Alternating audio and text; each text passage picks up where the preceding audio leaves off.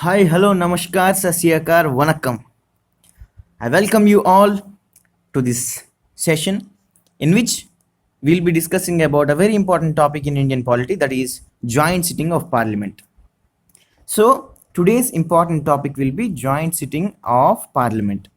So we'll be discussing that what is this joint sitting and why it is important and in what approach we should study it. Okay, there are many interesting things regarding joint sitting which we need to know. So I'll be explaining it in a very lucid manner, in a very easy manner, so that you people can understand it. So I hope you people can have a good knowledge about joint sitting, and I hope this can help you get through the examinations whatever you are going to take. So let's start the class. So what is joint sitting?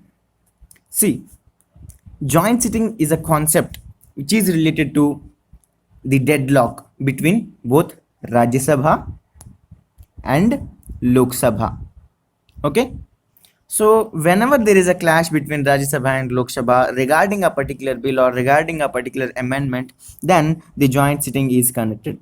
But this small information is not enough, so we need to understand this particular topic very clearly and very deeply. So I'll be explaining about this right now. Listen carefully. See,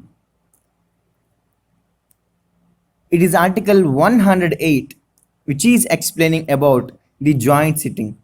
Okay, so basically joint sitting of both the houses is held only in case of a deadlock between both Rajya Sabha and the Lok Sabha, as I have explained earlier. Clear? But when the deadlock arises, basically the deadlock arises due to the disagreement between the two houses regarding a particular bill. Okay, then the constitution empowers the president of India to summon a joint sitting. Is it clear?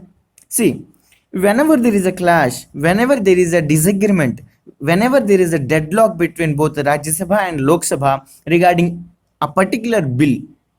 See, let us say there is a particular bill which has been passed by the Rajya Sabha, then again it has been transferred to Lok Sabha. But now Lok Sabha has some objections regarding that particular bill. It is a very important bill and it is necessary that that bill should become an act. But unfortunately, Lok Sabha is having some objections and Lok Sabha is blocking the way of that particular bill to become an act. So then what happens? See, whenever such a situation arises, that situation is called deadlock. So in such cases, it is the President of India who will decide that whether he should summon a particular joint sitting or not. Then finally he summons a joint sitting. Is it clear? Now, the issue is that how to remember this particular article, that is 108. Simple. I'll give you an example. See, in the state of Andhra Pradesh, there is a medical facility that whenever there is an accident, you can call to 108, which is the number of the medical emergency service. So an ambulance will be coming to help the people there. So let us assume that Rajya Sabha is a bus and Lok Sabha is another bus. Both are coming in the same direction. And fortunately or unfortunately, there was a clash between both. There was an accident, let us say. Then what we will do? Then the President of India will call 108. That is Article 108. That is the joint sitting. So in this, with this small story, you can understand, you can remember actually that Article 108 is the article which explains us about the joint sitting. Okay, is it clear? So let's move on to the other things regarding the Article 108, that is joint sitting. See, as I have explained you earlier, that whenever there is a deadlock, in that situation of deadlock, the president summons joint sitting. But what kind of situations may lead to a deadlock? That is the issue we need to know. See, there are three incidents when a particular situation may lead to a deadlock between Lok Sabha and Rajya Sabha. What are they? The first one is that when a bill passed by one house but rejected by the other house. In such a situation, there is a deadlock. Let us say Lok Sabha has passed one bill but it has been rejected by the Rajya Sabha. So there is a deadlock. So it is the first incident. Okay. So in this particular situation, there will be a deadlock. Then the president may summon a particular joint sitting. Then it is the first one. Then the second situation is that whenever there is a disagreement between both the houses on the amendments to be made to a particular bill. Let us say there is goods and service tax bill in Lok Sabha. Then Lok Sabha has passed the goods and service tax amendment bill, and that has been passed to Rajya Sabha.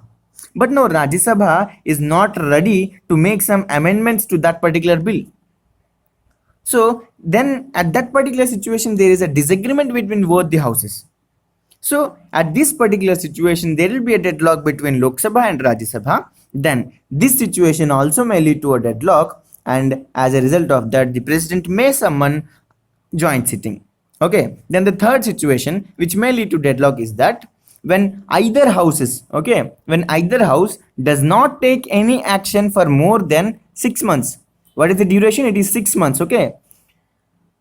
When the either house does not take any action for more than 6 months on a particular bill received by it, then that particular situation leads to deadlock. Let us say Lok Sabha is there and Rajya Sabha is there. Whatever bill the Lok Sabha passes, it has to be transferred to Rajya Sabha. Is it clear? Then what happened is that the bill which has been passed by the Lok Sabha, it has been transferred to Rajya Sabha, but now Rajya Sabha haven't responded regarding that particular bill for 6 months. Okay, it has become more than 6 months, but still there is no response from Rajya Sabha that whether they want any amendments to that particular bill or not, whether they want to pass it or not, and even they haven't rejected that particular bill. That means Rajya Sabha had put that particular bill on a hold. So in that particular situation also, there is a deadlock between Rajya Sabha and Lok Sabha. Okay, Rajya Sabha and Lok Sabha, there is a deadlock. In all these three situations, okay, in all these three situations, there is a chance that the President of India may summon a joint sitting. Okay. So in such a case, the president summons a joint sitting for both the houses for the purpose of deliberation and voting on the bill. Okay. For what purpose the president summons a joint sitting of both the houses? The purpose is to deliberate and to vote on a particular bill on which there is a deadlock between Lok Sabha and Rajya Sabha. Is it clear? Then there is another case that what will happen if the bill has already lapsed due to dissolution of Lok Sabha? Then can the president summon the joint sitting or not? That is the issue here. See, there is a bill which is pending in Lok Sabha, but unfortunately Lok Sabha has been dissolved. Then what happens? Whatever the bills, motions or the notices which are pending before Lok Sabha, they all get lapsed. So when they got lapsed, then there will be no such thing as deadlock. Let us say Rajya Sabha has passed a bill and it has been transferred to Lok Sabha for further consideration, but unfortunately it was pending before the house, and in the meanwhile Lok Sabha has been dissolved. So automatically that bill gets lapsed. Okay, then there is no chance of summoning a joint sitting by the President of India. That means whenever a bill is lapsed due to dissolution of Lok Sabha, then there will be no joint sitting. Is it clear? Then these were the situations which may lead to the deadlock between both the houses, and as a result of that, the president may have to summon a joint sitting. And in what case the president cannot summon a joint sitting, that I have explained in the last point. Let's move on to the next one.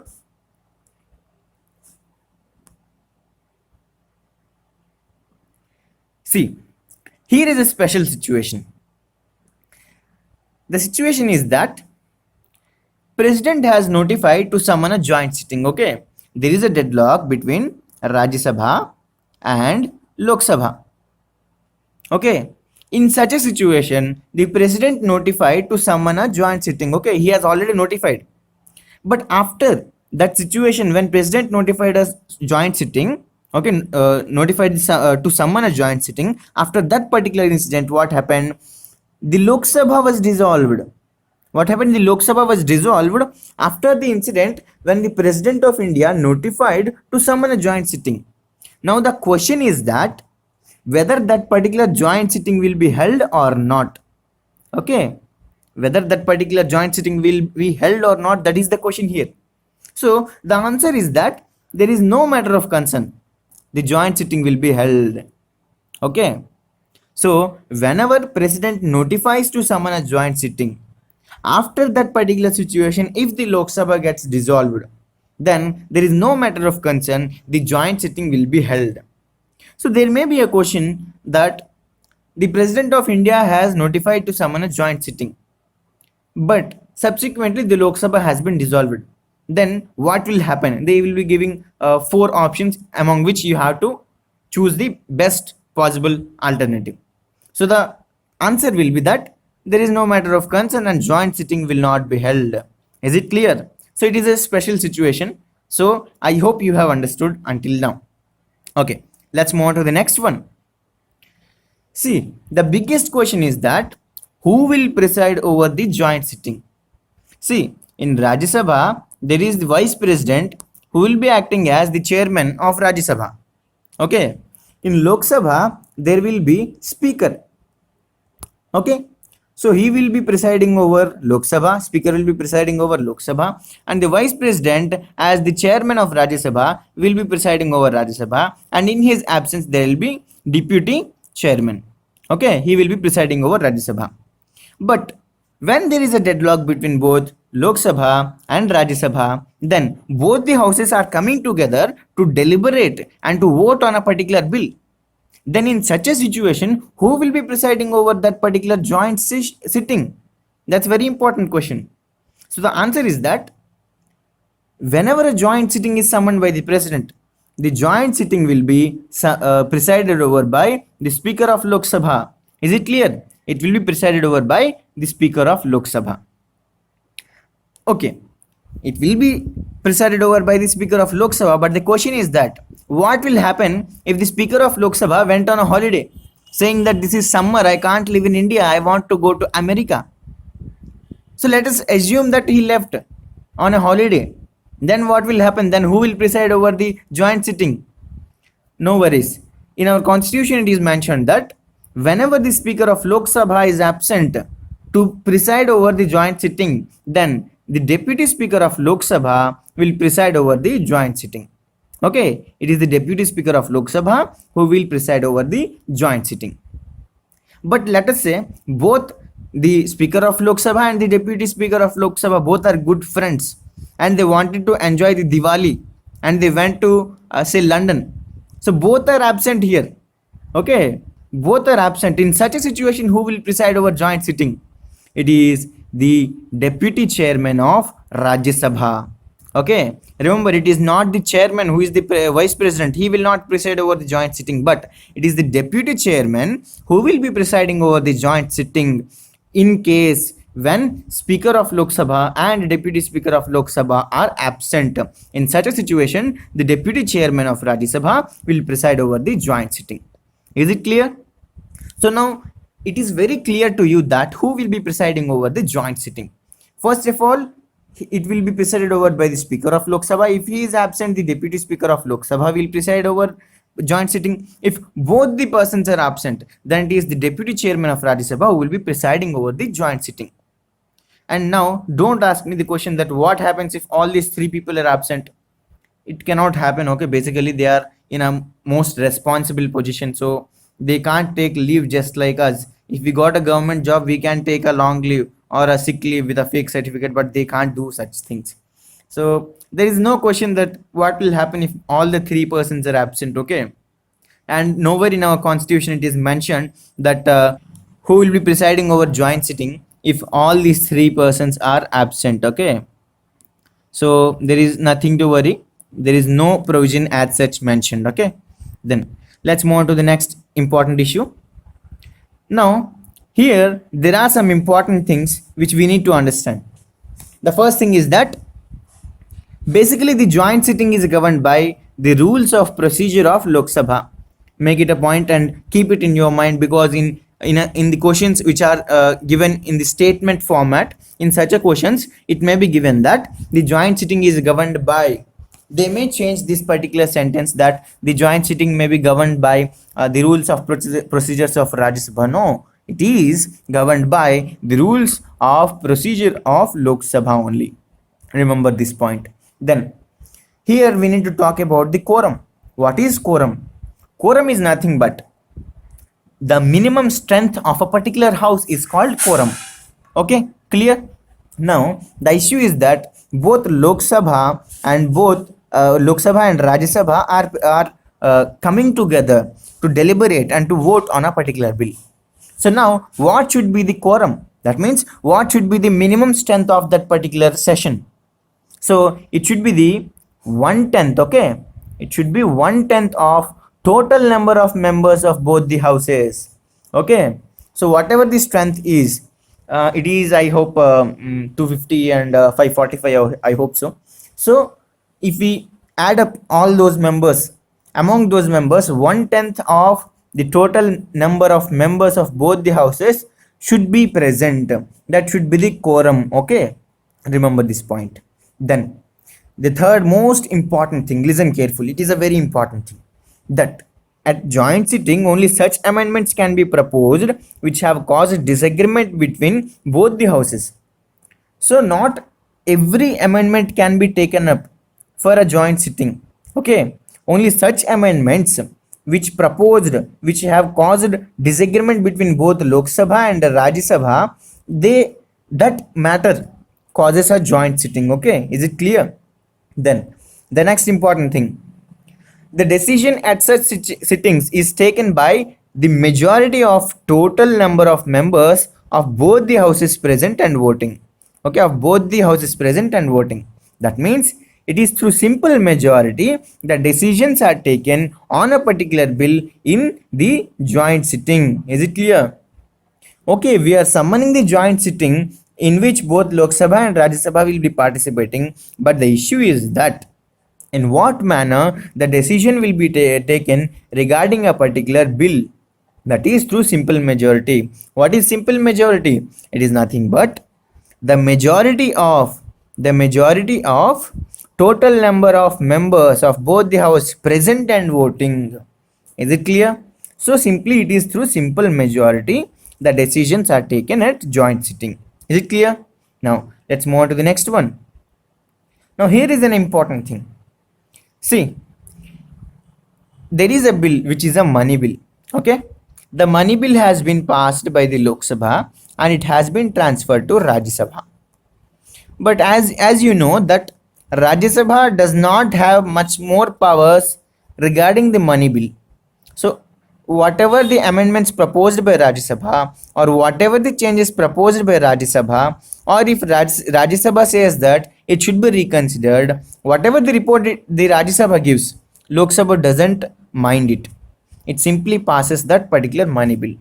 That means there is no point of clash between Lok Sabha and Rajya Sabha regarding a money bill. Then whenever there is let us say there is a deadlock between Lok Sabha and Rajya Sabha regarding a money bill, then there will be no joint sitting regarding a money bill. Okay, and even when there is a bill regarding constitutional amendment bill, okay, which is a constitutional amendment bill, for regarding that particular bill, if there is a deadlock between both Lok Sabha and Rajya Sabha, then in such case also joint sitting is not applicable. So keep it in mind that the joint sitting is not applicable to money bill and constitutional amendment bill. Is it clear? Then if money bill and constitutional amendment bills are not applicable to summon a joint sitting, then what kind of bills are applicable for a joint sitting? They are ordinary bills and some financial bills. Okay, only the ordinary bills and financial bills regarding which if there is a deadlock between Lok Sabha and Rajya Sabha, in such case only there will be a joint sitting summoned by the President of India. Is it clear? Then let's move on to the next one. Now the question is that until now, is there any case when the joint sitting held in our country? Yes, until now, three times in the history of India, the joint sittings held. In the year 1960, regarding dowry prohibition bill, there was deadlock between Lok Sabha and Rajya Sabha. Okay, there was a deadlock between Lok Sabha and Rajya Sabha in 1960 regarding dowry prohibition bill, regarding which there was a joint sitting for the first time in the history of India. Then, second time, regarding the Banking Service Commission Repeal Bill 1977, there was a joint sitting. Then, for the third time, it was in 2002 when there was a deadlock between both the houses regarding the Prevention of Terrorist Activities Bill. It is popularly called as POTA. Okay. So, when there was a deadlock regarding this particular bill in 2002, during that time also the joint sitting was held. Okay, until now only three times the joint sitting held in the history of India. Is it clear? So this is all about the joint sitting, and I hope you people have understood it. You have gained knowledge about a very crucial topic in Indian polity, and I hope this will help you in gaining marks in the competitive examinations. And remember one point, you may fail today, but it doesn't mean that you are a failure. Today's failure shows you what you should do, and today's failure shows how much strength you have, that you can face the failures but still you will win. So today's failure can't describe your attitude and your ability. So remember, you may fail today, but one day you will definitely win. Believe in yourself, work hard. Work hard until you feel that yes, I can do it. You will definitely win. All the best.